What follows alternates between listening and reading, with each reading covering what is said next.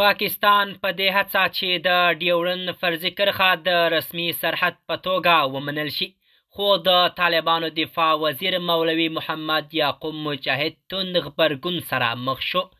د حقیقت نیوز چینل درنو کتونکو سلام، ستړي مشئ، وخت مو په خیر. په سر کې یادونه کوم که حقیقت نیوز چینل مو نوی سبسکرایب کړئ، په درنښت سره همدا اوس یې سبسکرایب کړئ ترڅو زموږ مهم او تازه خبر تر ټولو د مخه تر تاسو در ورسیږي. د افغانستان د اسلامي امارات د دفاع وزیر محمد یعقوب مجاهد ویلي دي چې پاکستان هڅه کوي څو د ډیورند کرښه د افغانستان او پاکستان ترمنځ د سرحد په توګه ومنل شي. نوموړي دا خبرې له تلونیوز سره په یوې ځانګړې مرکه کې کړې دي.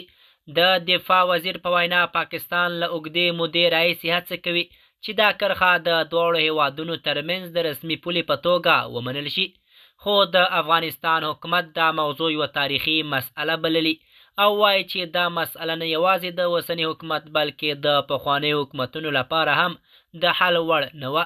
محمد یعقوب مجاهد وایي پاکستان غواړي چې فرضي ډیورند کرښه د رسمي سرحد په توګه ومنل شي، خو موږ هغوی ته ویلي چې دا یو تاریخي مسئله ده. نه اوسنی حکومت او نه هم پخوانیو حکومتونو دا موضوع حل کړې ده. موږ نه غواړو چې دا موضوع د دواړو هیوادونو ترمنځ د لا زیات تاوتریخوالي سبب شي. د دفاع وزیر ټینګار کړی چې د افغانستان اسلامي امارات هڅه کوي له ټولو ګاونډیو هیوادونو سره متوازن او ښه اړیکې ولري، خو په عین وخت کې به د افغانستان ملي حاکمیت او ځمکني بشپړتیا ته هم جدي پاملرنه وکړي.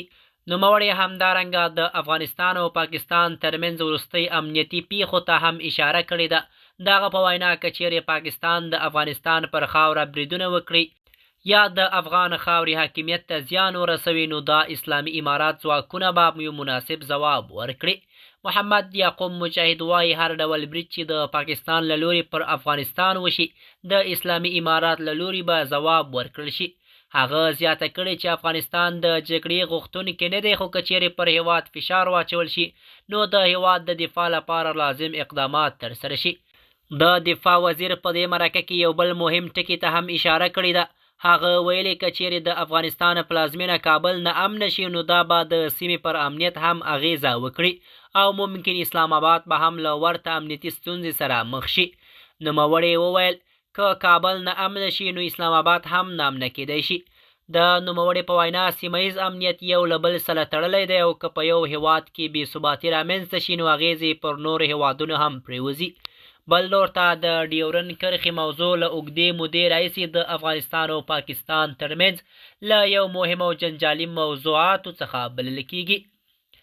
د سیمه ییز چارو شنونکي باور لري که افغانستان او پاکستان ترمنځ د باور فضا زیاته شي، د دواړو هیوادونو خبرو اترو له لارې ستونزې حل کیدی شي، نو ښایي دواړو هیوادونو ترمنځ اړیکې ښې شي او د امنیتي ستونزو کچه هم راټیټه شي.